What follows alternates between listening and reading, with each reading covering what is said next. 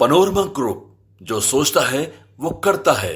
नमस्कार, मैं हूं सागर। न्यूज हाट देख रहे हैं आप। देखिए, नेता प्रतिपक्ष तेजस्वी यादव के आवास पर इस वक्त हमारी मौजूदगी है और देखिए बड़ा ऐलान किया है नेता प्रतिपक्ष तेजस्वी यादव ने। देखिए, महागठबंधन की बैठक चल रही थी कोऑर्डिनेशन कमेटी की, और कोऑर्डिनेशन कमेटी के चेयरमैन है तेजस्वी यादव, और उन्होंने कहा है कि रक्षाबंधन के बाद तमाम महागठबंधन के घटक दल मिलकर एक साथ बिहार की यात्रा पर निकलेंगे। तमाम प्रमंडलों में ये यात्रा की जाएगी। क्या कुछ कह रहे तेजस्वी यादव, सुनिए। इंडिया अलायंस के सभी राष्ट्रीय स्तर के नेता यहाँ होंगे बिहार, और हम सब लोग जो है साथ में ही जो रूट बनेगा वो आप लोगों को डिटेल जो है कौन से तारीख को कहाँ होगी, या प्रमंडलीय रैलियाँ कहाँ होंगी और यात्रा कहाँ से कहाँ तक जाएगा, वो भी सब कुछ जो है कुछ दिनों बाद आप लोगों को दे दी जाएगी। लेकिन ये रक्षाबंधन के ठीक बाद हम लोग शुरू करें।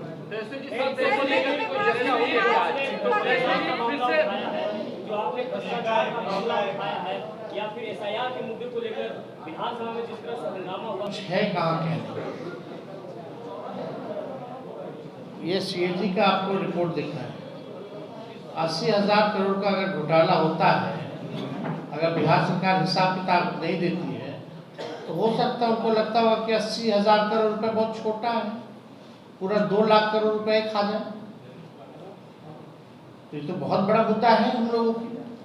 ये 80,000 करोड़ रुपए तो बिहार के जो 14 करोड़ लोग जो टैक्स पेयर हैं, ये उनका पैसा है, और वो जानना चाहते हैं जो टैक्स पेयर हैं जो बिहार के, कि आखिर उनके पैसे का क्या इस्तेमाल हो रहा है।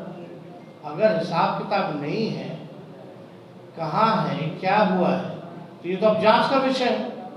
अब सवाल होता है कि अब सारी जांच एजेंसियां जो है सीबीआई, ईडी, इनकम टैक्स, इन सब में नहीं लगेगी, क्योंकि ये लोग तो पार्टी का प्रकोष्ठ बन करके रह गया भाजपा का। तो ये सवाल जो है, जो सीएजी के रिपोर्ट में आया है 80,000 करोड़ का, इसका हिसाब तो देना होगा।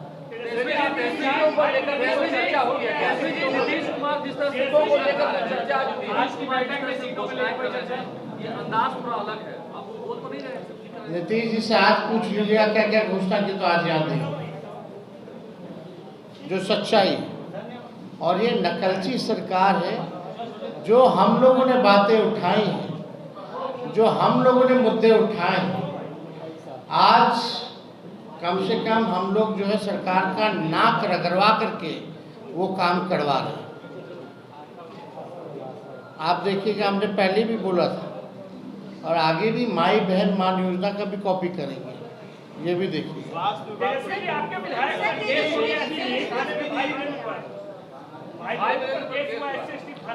हम लोग पे तो होता ही रहता है सब नेताओं में।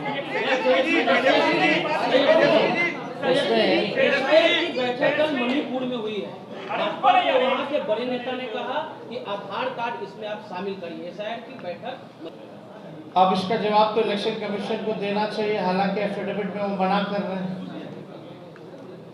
तो आधार का मतलब क्या है,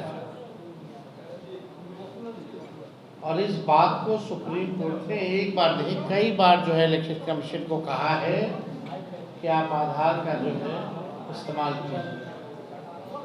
अब बेईमानी करना है तो आधार का उपयोग नहीं करना चाहते।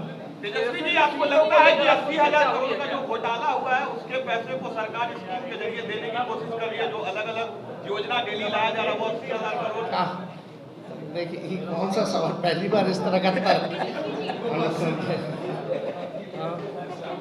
अरे तो स्कीम के नामे बदल देती है ना सरकार, ऐसा थोड़ी। ये तो ढकार गई है, ये लोग ढकार गई है 80,000 करोड़ रुपए। ये बात समझना पड़ेगा आप सब लोगों को। और ये सरकार के पास अपना कोई रोड मैप नहीं है, अपना कोई विजन नहीं। हम लोग महागठबंधन इंडिया अलायंस आगे आगे है, सरकार जो है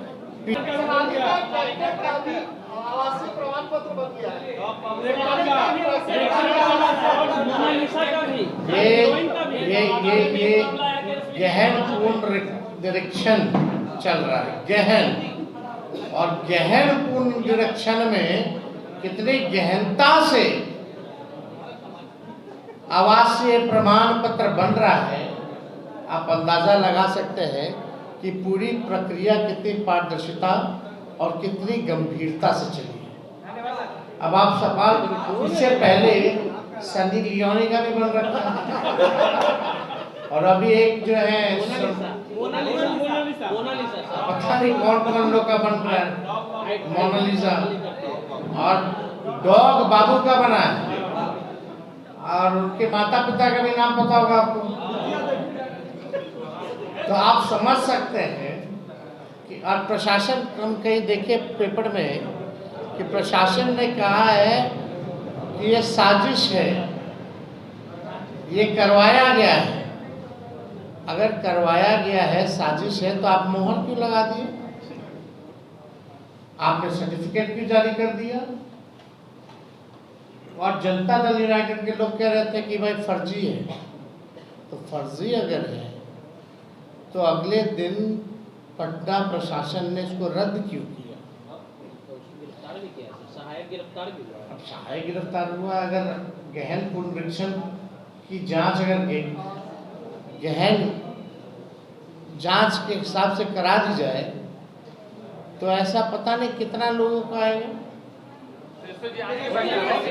तो आपने देखा कि नेता प्रतिपक्ष तेजस्वी यादव और महागठबंधन के कोऑर्डिनेशन कमेटी के चेयरमैन तेजस्वी यादव ने क्या कुछ कहा है। आज तैयारी बैठक की गई है, पूरी तरीके से जो चीज़ें हैं उसको बातचीत की गई है और साफ कहा है उन्होंने कि हम लोग सड़कों पर उतरेंगे, जनता के बीच में जाएंगे और इस पूरे यात्रा में राहुल गांधी भी आने वाले हैं। राहुल गांधी भी इस पूरे जो कार्यक्रम होगा उसमें शरीक रहने वाले हैं। लेकिन सबसे बड़ी बात यह है कि आखिर नेता प्रतिपक्ष तेजस्वी यादव ने हमारे सवालों के जवाब क्यों नहीं दिए। हमने लगातार उनसे सवाल पूछा कि क्या आज के बैठक में सीट शेयरिंग को लेकर कोई बातचीत हुई, तो उन्होंने सवाल सुना और सवाल सुनकर इग्नोर कर दिया। तीन बार हमने सवाल पूछे।